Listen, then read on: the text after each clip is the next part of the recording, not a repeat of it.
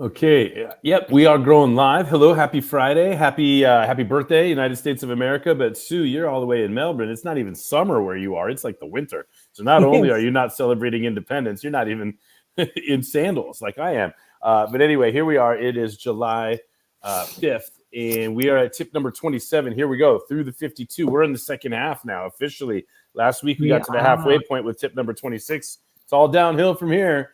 But we're here to read another tip from Get a Clue in 52 for speakers, or the speaker edition. And I'm here with my co-author, Sue Mathieson. Sue, how are you? What's going on? What do you got for today before we get into the tip reading? Yeah, look, been home a week from my trip to the US, and it's been amazing. Was in a meeting, well, the Speakers Network meeting during the week, and it was fantastic to feel the energy, or the shift in energy, I should say, of having met so many of those people now face to face, and it was fantastic. Yeah, Fantastic to feel that energy. Well, first of all, the smiles on all faces. I want to say hello to Dee Davis, who's online. Audio only is what I saw, but hello, Dee. You're recognized. You're here. Can we hear you? Let's get a little mic check going. Hey there. All right, awesome. Hi, Dee. So Dee is in the house. Dee was introduced to me by Brian Trachel, and any introduction from Brian Trachel is worth a gazillion dollars just because of the heart-centered place that it comes from. Dee, Brian and I have been friends for it's longer than I can count. So anytime Brian makes an introduction, I stop what I'm doing and I follow up on it, and we're having a great conversation that's a through line that involves writing books and all the good stuff. So let's get back to what we're doing here today. Get a Clue in 52 for speakers. By now, people know I've done a couple of these Get a Clue in 52 books. The original Get a Clue in 52, and then we did the Entrepreneur edition with my friend and yours, Vipul Dayal. And then last year, we did the Coaches edition, Get a Clue in 52 for Coaches. All of these books have 5 categories in them and around 10 tips in each category so that I have a year's worth. And so this year is no different. Get a Clue in 52 for speakers. And so the sections, the categories that we have organized our tips around are as follows. First of all, section 1 is playing the integrity game, structural integrity, foundation for your either career as a speaker or how you're going to use speaking to advance your career, right? You set the foundation. What does speaking mean? What's the purpose? What are my gifts and competitive advantages? What's my potential as a speaker? On and on. So we have the 10 points of the integrity game that we turned into 10 tips for section 1. Then we want to bring out our brand. We had a lot of fun with this section. It's marketing, it's the sizzle, it's the sloganeering, it's the wordsmithing, it's kind of juicy and fun and playful. And I remember it fondly. It's like, a couple months ago that we were into this, right? Bring out your brand. But that's like, now that we've got the structure and the foundation from section 1, now we want to decorate it. Now we want to landscape it. Now we want to design it, interior. What's the look and the feel? How does this home differentiate from that home? This building differentiate? How do we as speakers differentiate from other speakers, etc.? And that got us to where we are now, section 3. This is all about be fearless. It says be fearless, but what's really the epicenter of section 3 is 8 steps to prepare for any speech, any topic, any speech, any topic, any event, any situation, any engagement, etc. These 8 steps are proven to get you conversational, to get you fearless, to have you excited. And we started with 2 tips up front that, hey, it's not about you, and number 2, what you're really afraid of. Those were the 2 beginning tips that we had in this section.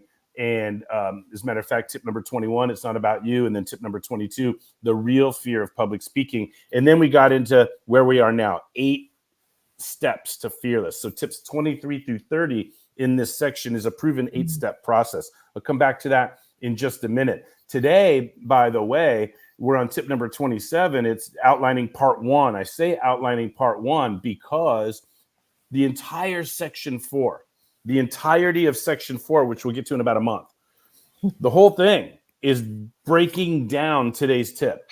So today's tip, we're going to introduce outlining, but we're only going to introduce it from a strategic perspective. We're going to, part 1 is the strategy of outlining. But later on, we're going to do 10 full tips that just break down the elements, the forms, the functions of outlining, not the strategy, but the elements, forms, and functions. So we're at a really important tip today. I just wanted to make sure that I made mention of that. So that section 4 is where we're really going to go depthfully and thoroughly through this 5th step to fearless public speaking, which ends up being tip number 27 today. But then we're going to wrap up section 5 at the end of the year, the last 12 tips of the book are all going to be about practice building, the 12 accountabilities to build any practice, whether it's coaching, speaking, training, financial advising, any service professional that wants to build their practice. There's 12 accountabilities that you want to pay attention to in order to make sure that your practice can grow and scale and do so with as little pain as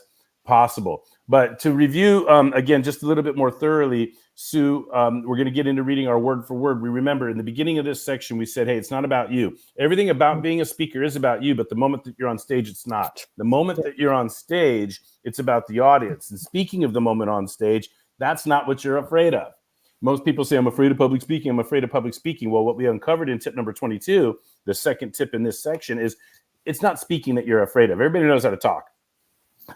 What you're afraid of is preparing to speak and all the decisions that you make and all the discipline and the preparation and the practice. You're afraid of it because you don't know how to do it. No problem. We've got a process. So when we began our 8 steps to fearless public speaking, it starts with declaring your purpose. Are you going to speak to entertain, inform, or persuade? Then you pick your topic, but you don't just pick a topic. You want to name it in a sexy, attention-gaining way. It's the title of your topic that will get people want to attend your speech or listen to your talk or chime in online or whatever it is.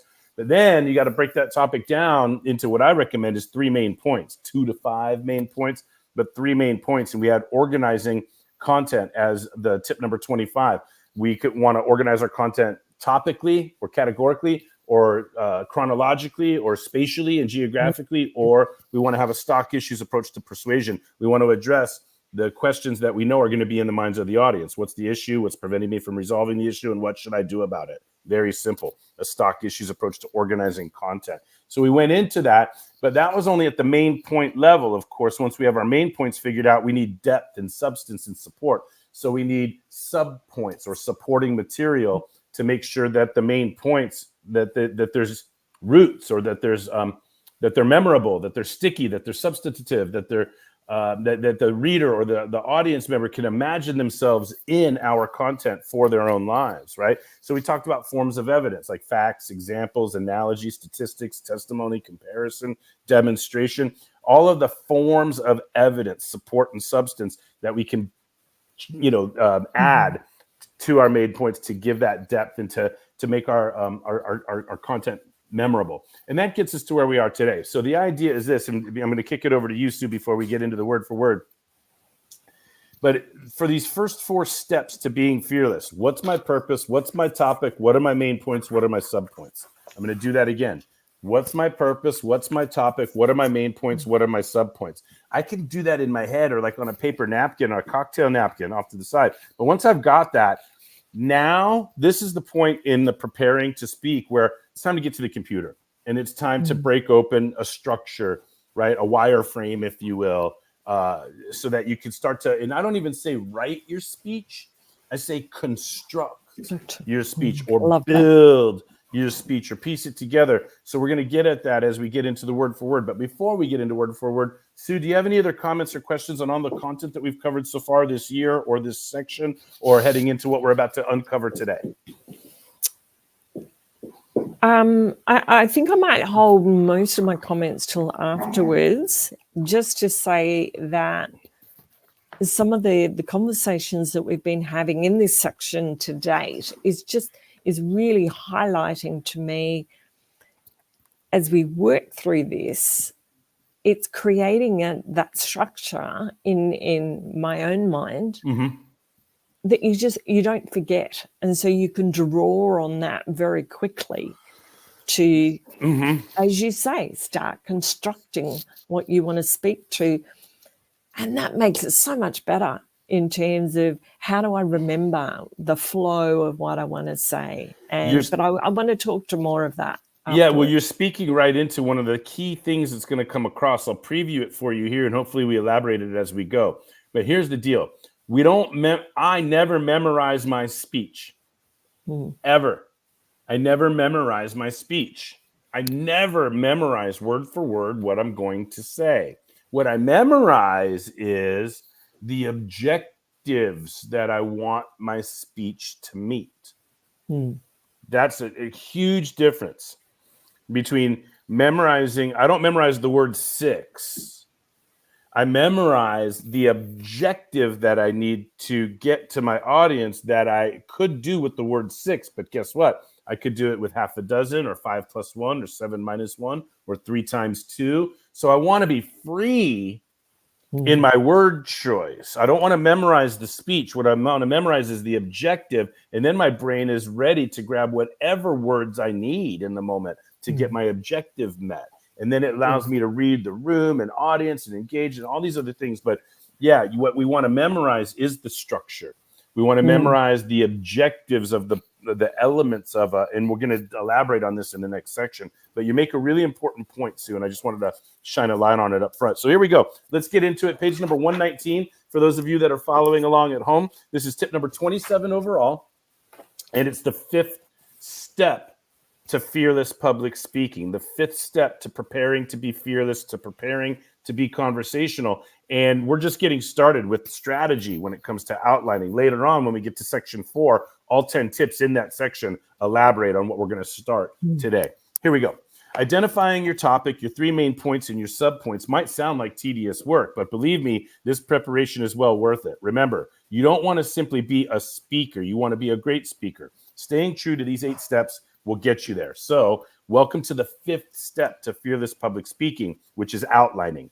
This step is the most tedious of all once we are ready to take it, after we've completed steps 1 through 4.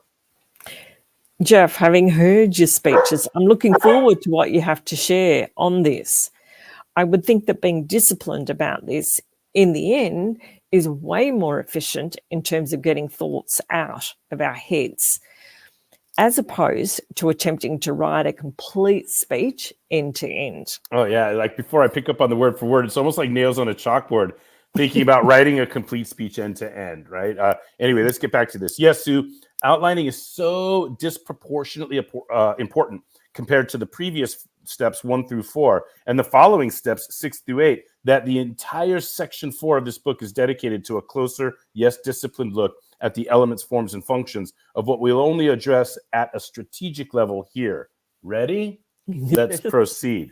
So basically what we're going to get into is a bullet list of different reasons outlining is strategic, starting with, and it says strategies of outlining is the subhead. Here we go. Back to purpose. First, remember the overall purpose of the entire process is to put us in a position to avoid manuscript or memorization for our delivery style. Including this step, and especially this step, be clear that all 8 steps are designed to give us an engaging, conversational, and interactive style that will never happen if we speak from manuscript or memorization. Second bullet point. The outline is not the speech. I say this 1,000 times when I teach this public speaking at San Diego State University. The outline is not the speech. The outline is not the speech. The outline is just step 5. In preparing, let me elaborate in word for word. It follows from above that we remain constantly mindful that the outline is just step 5 in our process of preparing to speak, and it is not the final step. The strategic value of the outline is not the word for word writing we do, but instead how that process allows us to organize our thoughts and manage our content. Third bullet point, the power of logic. As we will break down element by element in the next section, section 4, the strategic logic of outlining, this naturally follows from that. Body naturally follows from introduction. Conclusion naturally follows from body. Subpoints follow from main points. Evidence follows from claims and parentheses, etc. Helps keep everyone on track. You tell me which is worse during a speech, when the audience gets lost or when the speaker does. Yeah. Thank you. Yeah, the logic of the outline reduces both of those risks immeasurably. Outlining forces a linear, thus easy to follow, form to our thinking. I'm going to say that again. Outlining forces a linear form to our thinking. Next bullet point. Seeing is believing. If I had $1 for every time it sounded good in my head and exactly the opposite once it came out, I'd still regret it every time. However, if I could snap my fingers and put all the words on my, put all the words of my thoughts on paper, it would be so much easier to see which of them I am confident in sharing and which of them won't work for my audience the way they worked in my head. Words do their best to represent thoughts, but always fall way short of doing it perfectly. I'm slowing down because I'm going to read that one again. It sounds like eligible for a Klubi snack. Are you ready? Words do their best to represent thoughts, but always fall way short of doing it perfectly. And last bullet point here, burn the groove, burn the groove. The literal time that you are, the literal, all right, word for word, the literal time that you are looking at over and through your outline as you draft and edit will have your mind take mental pictures that will help down the road in step 8.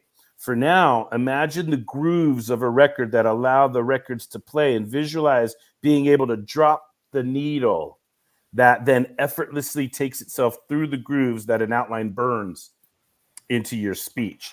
The strategies above are all why we will benefit from outlining. When we break it all down in section 4, we will cover the how strategies, right? Now we're in the why, but we'll get to the how. For now, we have 3 more steps to cover in our overview of fearless preparation. Sue? And as you describe these various strategies, the analogy that comes to mind is that of a dance. To my mind, a really great dance is one that draws the audience in emotionally. It has a great flow, the movements integrate with the music, and it leaves an imprint on the audience. From my experience, these elements rely heavily on timing. I'm curious as to what role you believe timing plays in speech preparation. Aha. Well, that concludes the word for word. So, that, by the way, preview, we're going to measure the time next week. I'm tempted to answer that question now, but of course, as we write this, we end each tip It's to the lead into the transition. next. But as we read these online, there's a whole week in between. Isn't that interesting? So we're done reading our tip for today, and I hope we get the main points across. Let me just summarize, and let me put this up. If anybody wants to join us on live like Dee Davis has, hi Dee, we're going to ask you for comments and questions here in a second. It's very easy, tinyurl.com/cluetip, cluetip27. That's what we're on today. But basically, the idea, the strategic value of outlining is to get this speech, and I still want to get away from the speech, get the content that we want to cover in our speech out of our head and organized into a logical flow. Not because we want to memorize it, not because we want to read it word for word, but we want to get it out of our head so we can manipulate it, manage it, put things in the right order, create transitions, and start to see how it may sound. It's kind of funny, start to see how it may sound, right? Because I love that quote earlier in the book where so many times it sounds perfect in my head. And then I say exactly what was in my head. I'm like, oh God, that was not only not perfect, but it was the opposite of perfect, right? And so we don't want to take those chances. There's so many strategies that are built into the strategy of outlining. So many reasons that this puts us in a position to be conversational when we're finally speaking, to be confident when we're finally speaking, and not confident because we've got it all memorized. Confident that we trust ourselves to be able to say whatever we need to say to meet the objectives of the speech. Let me introduce my topic. Let me transition and guide people. Let me get through my main points. Let me back it up with subpoints. Let me transition, etc. So that the objectives, whether I'm trying to entertain, inform, or persuade. Let me stop talking now for a little bit. My iced coffee is kicking in. And says, first of all, Sue, do you have any comments on what we just read? And let's hear from Dee if she has any comments or questions, because Dee is on her way to being a really, really amazing speaker. I just know that. So Sue first, and then Dee. Nice. As we've been working through these tips in this particular section, one thing that I've noticed, and I'll come back to it again soon, but we were playing with a topic of hiking that we pulled up, and right. You were doing some analogy a couple of weeks ago. And so I was playing with that a little bit in the context of the tips we've been doing during the week. Uh-huh. And what's really sticking with me is not so much the work that I was doing there, but by having that framework, it gives the ability to be so much more conversational, because you were remembering, and you alluded to it at the start of this session and as we were opening up, when you focus on and remember what the objective is of what you want to say, and then you have the structure that sits behind that, it makes it so much easier to organize your thoughts. And what I'm noticing is that you really tap into that. And so it comes, it flows. And I could, just in conversation, start having a conversation with someone because I've got in my mind an example of, it could be 3 different topical points or 3 different chronologies or space, geography. Yeah. And so I can just refer to those on a given topic very quickly.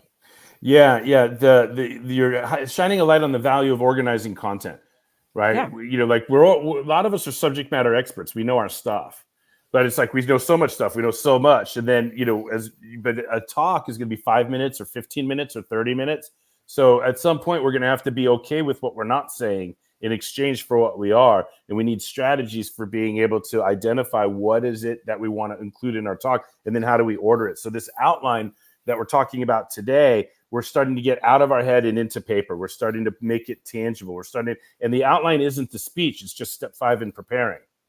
So it's going to be even more so. Like we went over organizational types 2 weeks ago, right? Or 2 steps ago. Now that we've got it organized, now we're going to flush it out, and we're going to write complete sentences, and we're going to get a feel for what it's like to move our mouth, to say those words, or how long it takes, as we'll talk about next week. How long does it take to verbalize all of this? But the process of going over it, writing it, putting placeholders in, filling that in with content, selecting the evidence or the supporting material that we want, the stories or the examples or the statistics, and we're looking at it. And then as we're going to see down the road, we're going to print it out. We're going to read it out loud for timing. And we're going to find out, oh my God, it's too long. I need to go back. So then we reread it and to find out where we can take stuff out. And then we print it out and we read it out again. And like, oh no, it's too short. So we go back and we're like, where can I add some stuff? And we're running this through our brain. We're verbalizing it. We're timing it. We're becoming one with our talk. Not to memorize the word for word of it all, but hey, I've got 5 objectives I need to meet in my introduction. My transitions need to bring closure to what I was talking about and preview what I'm going to be talking about. I've got a couple of objectives to meet in my first main point. I've got 2 to 4 objectives to meet in my second main point, and I've got 3 objectives to meet in my final point, right? So understanding the objectives allows me to choose my words in the moment. In the moment, I could say, hey, I'm Jeff, or hey, I'm Jeffrey. I could say 6 or half a dozen or 60 divided by 10 or 5 plus 1, right? So I'm really trying to make this point. I'm going to hammer it over and over and over again as we read through the rest of the tips. Nobody wants to be read to word for word, especially if somebody turns their back to the audience and reads PowerPoint to us, right? Yeah. Nobody, like you've seen it where somebody's standing at the podium and they're reading word for word, and they fake all these aspects of connection with the audience. Nonverbal are stunted when you're reading word for word. The audience sees you interacting with the word for word rather than interacting with us, right? And I said it here in the tip. What's worse, when a speaker gets lost or when the audience gets lost, right? They're both horrible, right? So everything that we're talking about right now is to create top level engagement. And the more that you understand the objectives, and the more that you see the frameworks, and the more that you see it as a construction, right, rather than a narrative, right? Don't say once upon a time and then write your speech until the end. I would never recommend anybody preparing that way. I mean, there's more that we could say about this, but I want to hear from Dee. Dee's taking the time to be on with us live. Dee, how are you? And what do you have to say about what we're talking about? I'm doing great. Thanks, Jeff. Hi, Sue. Hi, Dee. Yeah, thank you so much. This is so valuable. I mean, you're so speaking my language. I find myself doing some of the same things that you're talking about. I decide I want to do something on a topic, and I'll sit and I write it all down. And of course, you're right. You speak it and you're like, wow, that was terrible. I have to rearrange this. I have to reword this. And yeah, you can't read. You're not, no matter what the purpose of your speaking is, you are entertaining to some extent. Because if you're not entertaining and engaging a little bit, your audience is asleep. And, I love just kind of somewhat ad-libbing a little bit. I don't necessarily pick plants like you're saying. I think I know what I'm going to say, but if you ask me when I walk off a stage what I've said exactly, you'd have to play it on video. Because I don't know. I was reacting to what I was seeing, what I was hearing, the thoughts in my head, if somebody brings something up. And I think that's what makes a lot of people nervous, is that, they don't trust themselves to react properly and engage properly when the time comes. And so they think if I write it all down and I memorize it, then that's all I have to do. But it's not. It's actually better if you don't. And many of the words that I write down in the beginning, I do so much better if I don't read it. I do 1,000 times better if I don't read it. Yeah. So I'm struggling with this. So I started doing some videos, and I struggle a little bit with being on camera. It's not my favorite thing. And I think it's because I'm very conscious of the fact that it's being recorded and that somebody's going to go look at it later. Whereas when I'm doing something live and it's not being recorded, even if I do something silly, it doesn't make any difference, right? Nobody's going to remember that. Yeah. We've spent so many weeks early in the year, especially playing the integrity game and bring out your brand with which, how should I say, getting comfortable with the imperfections of all of this, right? Yeah. This is when we start off and when we say, hey, like this is tip number, tip number 21, the first tip in this section. It's not about you. So like why we are a speaker is about us. Our ability to speak is about us. What speaking will do for our career, for our life, our lifestyle, our income, our influence, our impact, all of that's about us. But the moment that we're on stage, even this included, this is a form of public speaking. It's screaming out on social channels, even if nobody's following live, they could watch the recording, like you said, Dee. But the idea is the moment, the very moment that we're on stage, that we're speaking, it's not about me. I don't care if I haven't shaven or, oh, look, there's a sticker. There's a sticker on the underside of my hat. I wonder, is that imperfect in some way? Or, oh, how's the lighting? Or is the blurriness? Or my dogs were barking. I don't care about any of that while I'm speaking. What I care about is, are you getting value out of this? That's what we're here for. Are we making a good recording? The purpose of this is about the audience rather than me being perfect in any way, shape, or form. I can't tell you how much of a difference that made in my career when I leaned into imperfection, when I was willing to make mistakes. I got excited about mistakes. I want the recording. I want people to watch it. I want people to email me and say, Jeff, you screwed up here, you screwed up here, you screwed up here. Thank you so much. Now I can avoid those screw ups in the future. So yeah, people have, you can't let fear plan your speech. Let's put it. That's a fun Cluey snack, right, Sue? You can't let fear prepare your speech or plan your speech. Absolutely. Yeah. You have to, you can't, I think most people, like you said, people aren't really afraid of public speaking. I think they're afraid of being judged.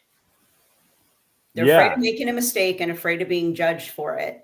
And even the most perfect, rehearsed, the president, like a politician, they have it scripted, it's rehearsed, the whole thing, and they still make mistakes. I mean, everybody makes mistakes. We're human. Yeah. That's what I'm afraid of, is not seeming human. That's what I'm really afraid of, is if I seem anything other than human. Yeah, don't want to be a robot. Yeah, and let me get back to something real quick with a visual here, and because I think it's worth. We're talking about. And by the way, this is available to any of you, but this is, if you can see the top of my screen, can you see this is the ebook, 8 Steps to Fearless Public Speaking. So we created this book a while ago, and we took these 8 steps and all of this content that we're talking about. We repositioned that to build section 3 out of it.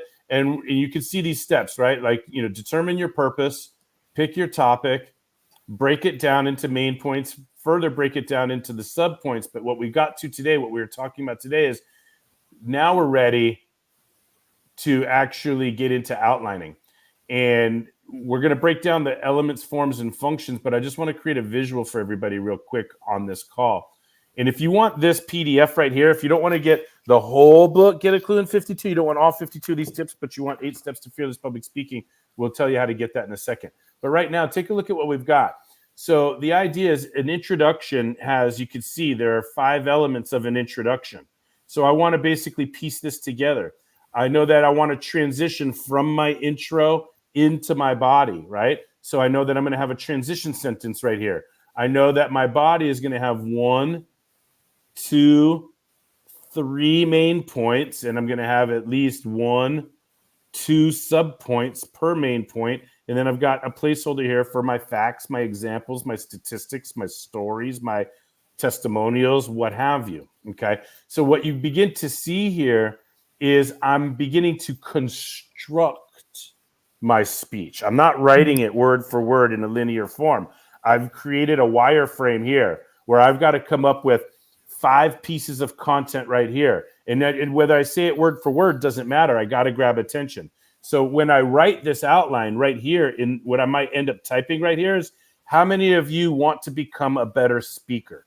Those are the words that I may write right there. How many of you want to be a better speaker? But when I get on stage, I might say, I know it's not these words right here that I've memorized. What I'm memorizing is that I need to grab attention is the first thing I do. So that's what's in my head. It's not the words that I wrote here. I may remember those words. How many of you want to be a better speaker? But if I don't remember those words, all I need to remember is that I need to grab your attention. And I might end up saying, how many of you have ever been to a speech where you saw somebody dumber than you killing it? I didn't write that part word for word, but I got your attention, didn't I? So what I'm getting at is I'm memorizing this objective. I got to grab your attention. And today I'm going to talk to you about 8 steps to fearless public speaking. And you're going to want to pay attention because you're not afraid of speaking. You're afraid of preparing to speak. And I've been teaching this to thousands of adult learners for 3 decades now. And while I can't tell you everything, I'm going to tell you about A, then I'm going to tell you about B, and then I'm going to tell you about C. So what I'm getting at, you guys, is that I've memorized these 5 pieces right here. That's what I always have memorized for any speech. I know that I have to achieve these 5 objectives. Grab your attention, tell you what this is about, why you should listen to me, and then preview it and ready your listening for the 3 main points so that as I escort you through the speech, you'll know where you are at all times. You'll know where we're headed. You won't be confused. So I'm as much of an usher as I am a speaker. Now, I'm trying to show you this construction, and it's kind of simple, right? But the hard part is sitting down and doing it and writing sentences that are placeholders. And we'll get into, later on in section 4, I'm going to break down all 5 of these elements. I'm going to break down all 3 of these elements. We're going to talk about the importance of transition sentences and so forth. But I just wanted to create this visual for everybody to see. I don't write a speech. I construct a speech. I build a speech. I organize. I outline my content. Not because I want to say word for word everything that I write down, but I'm looking at a structure. So as I'm writing whatever sentence, I don't need to memorize those words. I memorize where in my framework that sentence went and what objective that sentence is trying to hit. And that's what I kind of gets burned into my brain where I'm talking about burning a groove. Intro, body, conclusion, transition sentences, main points, subpoints. This is a wireframe in my head that I can put any content into. So I just wanted to make sure I shared that. Was that valuable, Sue or Dee? Yeah, it is. Very valuable. Absolutely. Yeah. So we're here in tip number 27. And again, section 3, I'm just, I kind of confuse myself sometimes, but I just want to make sure. Section 3 has 10 tips in it. 8 of them are my 8 steps to fearless public speaking. So we started with these first 2 tips that are conceptual. Hey, it's not about you. It's about the audience. And guess what? You're not afraid of public speaking. You're afraid of preparing. So we're going to help you prepare. And then now the following 8 tips in this section are the 8 steps for fearless public speaking. I promised you can get that ebook that I was just showing you guys if you send an email to info@getaclu.net. Let me bring this up. I'm sure I have a banner for it. I'm sure I do. Right there, 8 steps. There it is, 8 steps. So send an email with in the subject line, right? Be fearless. And you send that to info@getaclu.net. And in exchange for your email, this is how the deal works. Give us your email address. We'll give you something valuable. Yes, it's a very, very fair deal, right? So we'll give you that ebook, and I'll just show it to you again, just in case you want to see what's in there. I'll just show you from the beginning. It's pretty good. So, I came up with this, a couple years ago, and it's been sitting there. It's in my e-course, my 8 Steps to Fearless Public Speaking e-course online. We're not even promoting that. But if you want to get this ebook, all right, here's the table of contents, and right. So this is what it is. But what's cool about it, and we put all of this stuff, we put this entire ebook in Get a Clue in 52 for speakers.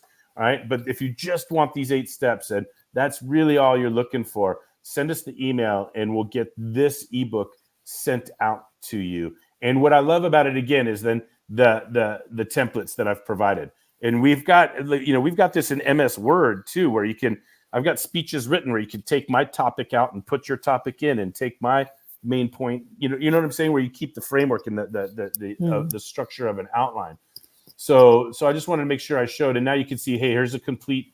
And by the way, this is kind of fun for me too, Sue, on a personal note. The ultimate road trip, I outlined this speech about my road trip to see a baseball game in every major league stadium. And that's 30 stadiums 25 years ago, by the way. This is the 25th anniversary. So yes. 25 years ago today, I was in Cincinnati from St. Louis. But the idea is St. Louis on the 4th of July, 25 years ago yesterday, then Yankee Stadium, then Wrigley Field.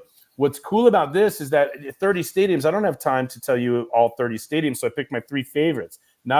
So this is topical because these are 3 different cities, right? So it's topical, organized topically, 3 different cities. I could have done 3 different stories, or incidents, or souvenirs, or people I met. There's all kinds of, but I'm focusing on 3 different cities, so that's topical. But guess what? It's also spatial and geographic, because these are 3 different parts of the country, right? And guess what? It's also chronological, because I saw St. Louis in July, Yankee Stadium a little bit later on in July, and Chicago in early August. So I went to St. Louis before I got to New York before. So now I got 3 different ways that these 3 main points are organized in my head. Even 25 years later, do you think I'm going to remember what I did in St. Louis? You bet. 25 years later, do you think I'm going to remember a couple good fun things about New York? Oh yeah. And do you think I'll remember the friendly? So now, what else? I don't need to memorize word for word. I just need to know that I'm talking about St. Louis now. Hey, I could tell you more about St. Louis, but I got to move on to New York. New York, New York, New York, New York, New York. Hey, New York is great, but I need to tell you about the friendly confines of Wrigley Field. So, right. So I live the experience. I'm the expert on this because I did it, but I've organized what I want to talk about. Those are my main points. But then, now what are my sub points? What did we do before the game? What did we do during the game? Chronological. What did we do before the game? What did we do during the game? Before the game, during the game, after the game. Before the game, during the game, after the game. So those are sub points for each of the main points. Still logical. So I'm giving an example of what it's like to flush out a full speech and to fill in all of those blanks. And then we give everybody a template on persuasion in here. So if it's a persuasive speech, if it's a sales speech, if you want to motivate people to take action and get to the back of the room, or get up out of their chairs and go do something, vote, or volunteer, or read a book, or sign up for this, or visit a website, or write a letter, or whatever it is that you want people to do, right? And now this gives you all the tips on how to be persuasive. So this is in there, right? Again, grab their attention, tell them what it's about, why they should listen to you, preview. That first we're going to talk about the issue. Then we're going to talk about what prevents us from resolving the issue. And then finally, I'm going to give you some solutions, the action, the doable action. And so I've got all kinds of tips on what kinds of information that you use to back up your main points and your sub points. And all of this is in there. So I just wanted to make sure that people saw that if you want to get your hands on the 8 Steps to Fearless Public Speaking with those templates, a skeleton template, a populated template, and then a template for persuasion with tips on exactly what content to add, when, and where, then go ahead and send us that email, be fearless in the subject line, to info@getaklu.net, and you will have your hands on the digital copy of 8 Steps to Fearless Public Speaking. So what else? As we move towards last call. Last call for comments and questions and jokes and riddles or limericks or haikus, expressions of gratitude. I love I love the silly, jovial nature of Fridays and getting to last call. D first and then Sue.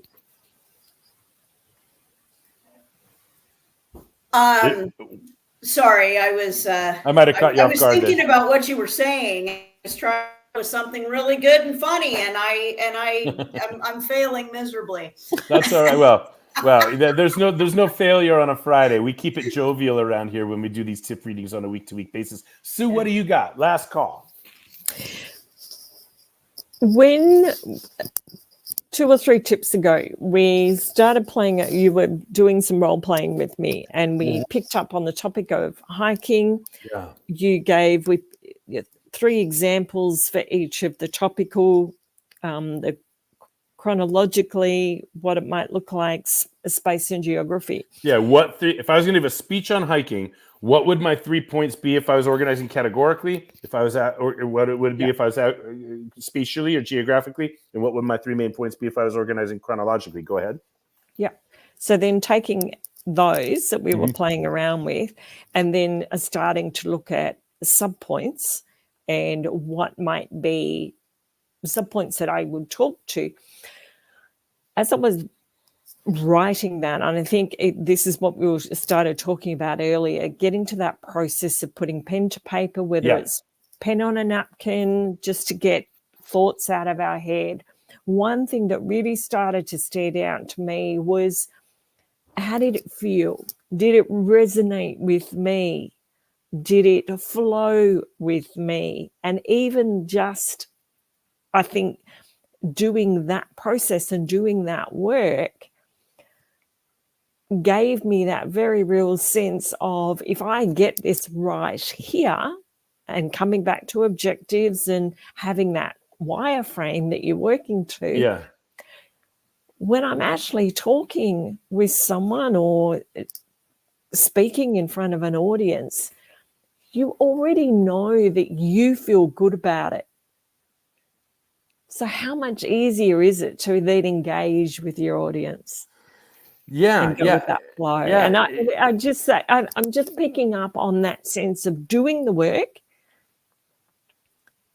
just starts to really tie into consistency, integration, flow.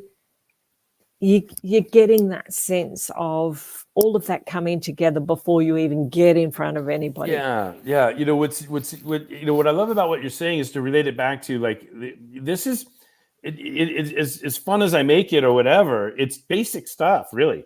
I mean, we're talking about, what we're talking about today. These steps to fearless. I maybe added a step or two, but we're basically talking about speech 103, like basic university 100 level, entry level, 18-year-old college freshmen coming in general education, and you have to take it if you want to graduate.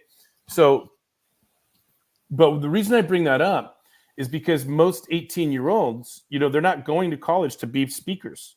No. They're away from home for the first time. They're living with new people in a new building. First of all, roommates, and then floor mates, and then, the entire, and so people are going crazy, and people are, having fun and getting their yayas out and getting their fake IDs and being silly and being young. And you understand, they're not focused professionally on their speaking career.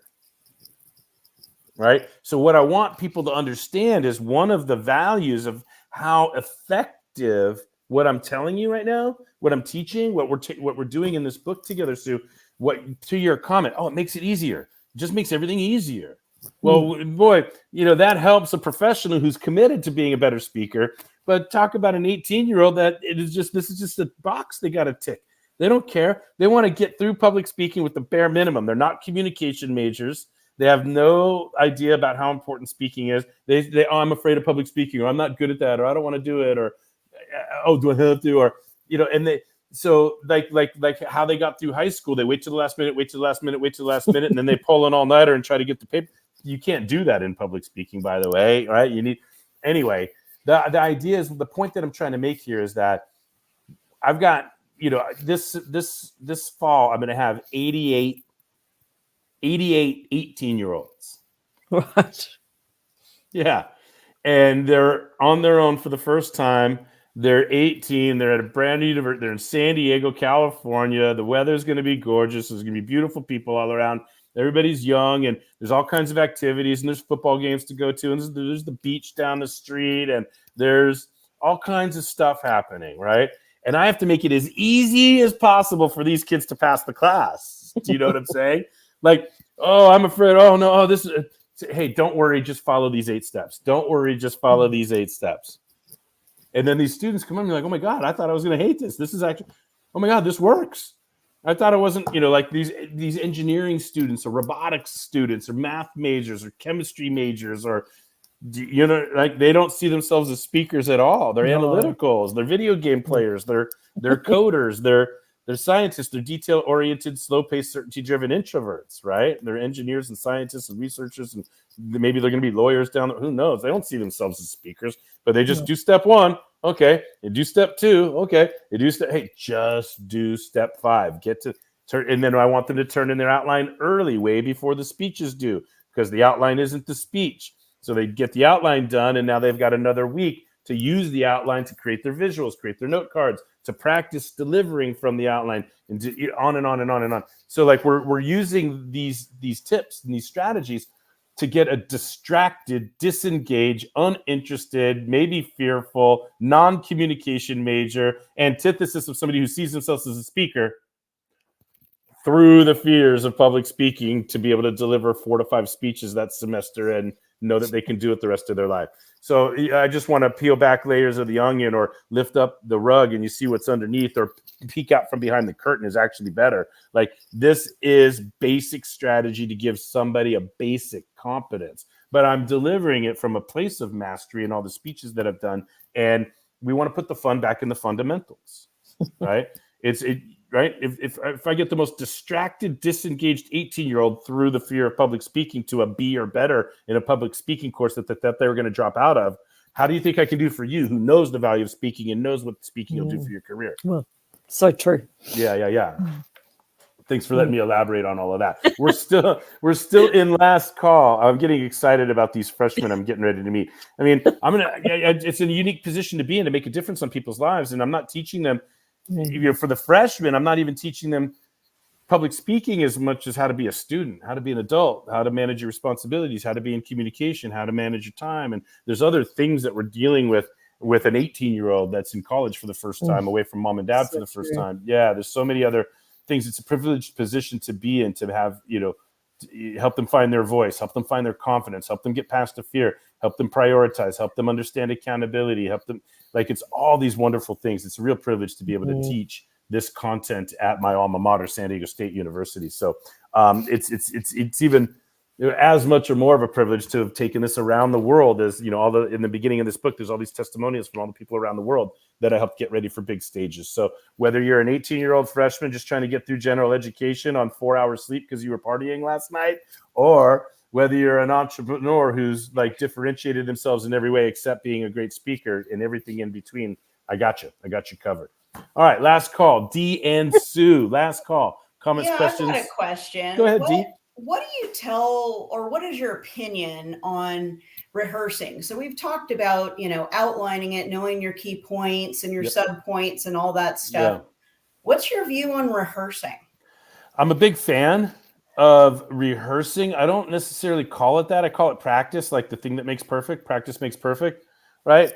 And the idea is, what I want you to understand is, rehearsing, if you will, is going to be the 8th step.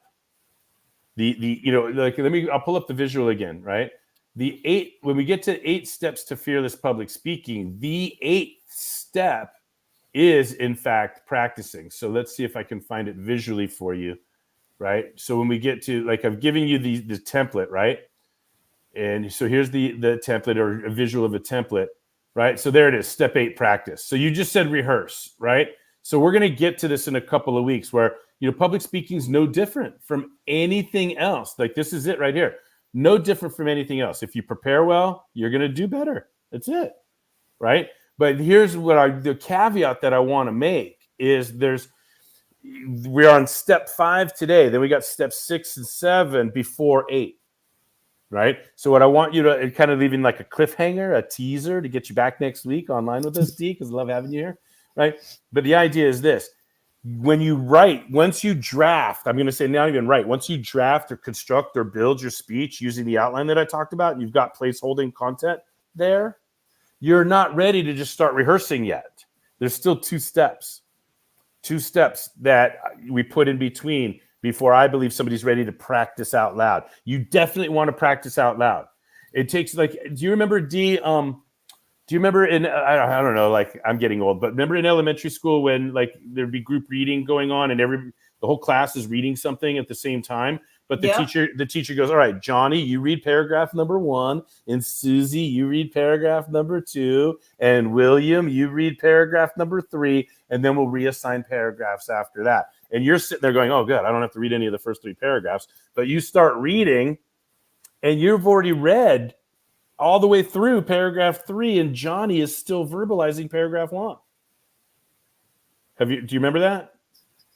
Yeah, absolutely. You're reading way faster than Johnny could read out loud. We can always read in our head so much faster than the real time it takes to verbalize words.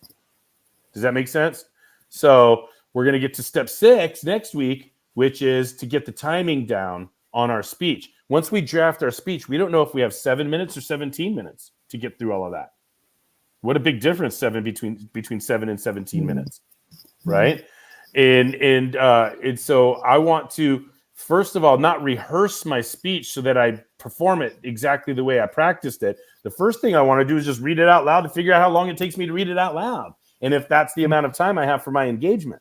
So then I want to go back to my outline and I want to take stuff out, or I want to add stuff in order to get me up to or closer to, right, the timing that's allotted. And not like if it's a 5-minute talk or a 10-minute talk, I don't want all my content to take 10 minutes. I want it to take 7 or 8 minutes, so I've got breather room in there to interact with my audience along the way if I need to, or for Q&A at the end if I need it, right? So if it's a 15-minute talk, I want 10 minutes worth of content. If it's a 45-minute talk, I want 30 minutes worth of content, right? And by the way, getting into that much time, it's hard to really dial in an exactness for the amount of content. But the bottom line is step 6 is to read it out loud and time it so that you understand what you're really dealing with, right? You're reading it out loud, not because those are the exact words you're going to say in the moment, but you want to get a general idea of how much content you're working with. Then you go back to the outline and you either add stuff to beef it up or you pull stuff out to get it to rein it in. And then you read it out loud again to make sure that you've got, and by the way, you're running it through your person. Now your voice is making the sound, so your body is vibrating to the words, and you're reading the outline, and then you go back and you study the outline to find out where to put in stuff or where to take stuff. So you're burning that groove in your brain. You start to now see your outline as intro, body, conclusion, rather than this word followed by this word, followed by this word, followed by this word. Does that make sense? So you start to see a macro view of your outline rather than a micro view of each word in your speech, right? Then step 7 is to create your visuals. So now you want to transfer your outline to your PowerPoint or transfer your outline to your note cards. And by the way, when I say transfer, I don't mean cut and paste. I mean find the keywords that will make it out of your outline into your PowerPoint. Find what where you're going on the internet and you're looking for you don't want to go word for word, because again, we don't want to read our outline word for word to our audience. We don't want the audience to think that we're interacting with memorization or that we're reading our manuscript. We want the audience to feel our connection to them. So I'm willing to make all kinds of mistakes, my ums and uhs and buts and so's and stumbles and flaws and, oh, I didn't mean to say that, or whatever it is, whatever the mistake is, I don't care, as long as the audience feels a connection with me the entire time, right? And so step 6 and 7 is, number 1, get my timing down. Number 2, create my visuals. Then I want to practice my speech where I don't even have my outline in my hand. All I've got is my PowerPoint or my note cards. And now I don't have the word for word, full, complete sentence version of my outline. I just have my PowerPoint and my note cards. And I got to practice delivering a speech, delivering a talk, facilitating an event, right, with just my keyword prompts or the images of my PowerPoint. So I want to be able to go through, and can I, just by looking at what's on my PowerPoint, will that remind me what I want to say? Just by an image or a prompt or a keyword on my PowerPoint, will that remind me of everything that I did do at the computer, right? All the grooves I did burn into my brain when I was working with my outline, will an image remind me of that? Do I trust myself to be conversational around that? So in hearing your question, Dee, I'm a big fan of rehearsing, but not the way we typically interact with the word rehearse. Like in theater, right? You rehearse the script. Don't go off script. You know, a lot of times rehearsing is attached mentally to memorization. I don't want that. I don't want anybody to memorize word for word, because you get in the moment, you could forget, and then you're screwed. What I want is I for you get to, what you're saying. I want you to practice so much and interact with your own talk so much that by the time I get to the front, I can, if what the point I want to get across is, you know, circle, I could say the most common shape that isn't a square, or I could say 360 degrees, or I could say, you know, I want a bunch of different ways to say it. Does that make sense? Like, I want to be practice so much that I could say it 3 different ways if I need to in the moment, not rehearse so that I only have one way to say it. Does that make sense? So yes to rehearsing what I think you mean, but no to rehearsing if it's a one-to-one line to memorization. I don't recommend memorizing at all. The reason that we're going through these 8 steps is so we can be conversational, not memorized. If that is that a fair answer to your question?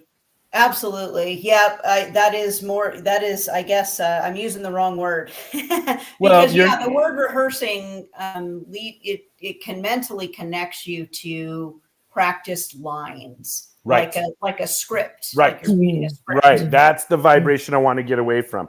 Conceptually rehearse, yeah, but if I could replace rehearse with practice, you know, if I could, you know what I mean? I think practice is just a slightly better word.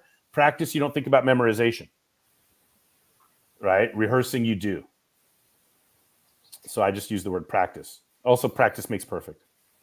But I don't even believe in perfect. You know, it's like, I want you to, you're like perfectly imperfect, or perfectly authentic, or perfectly vulnerable, or perfectly yourself, or perfectly conversational, or perfectly capable of being human in the moment that you're speaking. Like, just because you're speaking doesn't mean you're not human in that moment, right?